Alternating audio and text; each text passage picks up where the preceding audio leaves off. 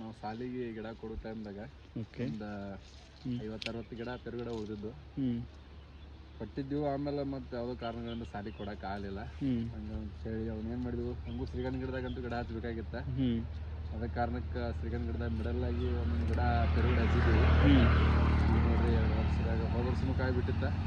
ಈ ವರ್ಷ ಅದಕ್ಕಿಂತ ಹೆಚ್ಚು ಚೆನ್ನಾಗಿರ್ತದೆ ನೋಡ್ರಿ, ನೋಡ್ಬೋದು. ಇವು ಗಿಡ ಪೂರ್ತಿ ತುಂಬಿದಾವೆ ಕಾಯಿಗಳೆಲ್ಲ. ಹೌದು, ತುಂಬ ಕಾಯಿಗಳಿದಾವ ನೋಡ್ರಿ. ಅದಕ್ಕೆ ಹೇಳೋದು, ಭೂಮಿಗೆ ಬಿದ್ದ ಬೀಜ, ಬೆಳೆಗೆ ಬಿದ್ದ ಅಕ್ಷರ ಇಂದೆಲ್ಲ ನಾಳೆ ಫಲ ಕೊಡ್ತಾರಂತಂಗ ಅದು ಫಲ ಕೊಡಕತ್ತದ. ಇಂಥ ಫಲ ಕೊಡುವಂಥ ಗಿಡಗಳನ್ನ ನಾವು ಯಾವತ್ತೂ ನಾಶ ಮಾಡಬಾರ್ದು. ಸಾಧ್ಯವಾದಷ್ಟು ಇನ್ನೂ ಹೆಚ್ಚಿಗೆ ಬೆಳೆಸೋಣ. ಸಾಧ್ಯವಾದಷ್ಟು ನಾವು ಪರಿಸರ ಪ್ರೇಮಿಗಳಾಗೋಣ.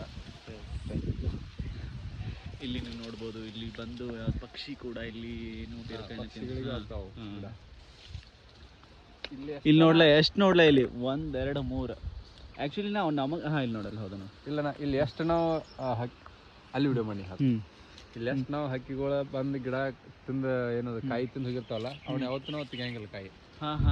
ಅವು ಅಲ್ಲೇ ಇರ್ತಾವ. ಅಂದ್ರೆ ಅವು ಒಂದ್ಸಲ ಕಡ್ದು ಹೋಗಿರ್ತಾವ. ನಾವು ಇಲ್ಲಿ ಯಾರ ಬರೋಣ ಹಾರಕ್ಕವಲ್ಲ, ಮತ್ತೆ ಬಂದ ಪೂರ್ತಿ ಹಣ್ಣೆಲ್ಲ ಖಾಲಿ ಆಗೋತಕ್ಕ ತಿಂತಾವ. ಅಲ್ಲಿ ಮ್ಯಾಲ ನೋಡ್ಬೋದು, ಆಲ್ಮೋಸ್ಟ್ ಹಕ್ಕಿಗಳು ತಿಂತಾವ. 4 1 ಇಲ್ಲಿ ನೋಡ್ಬರ್ಲಿ, 1 4 5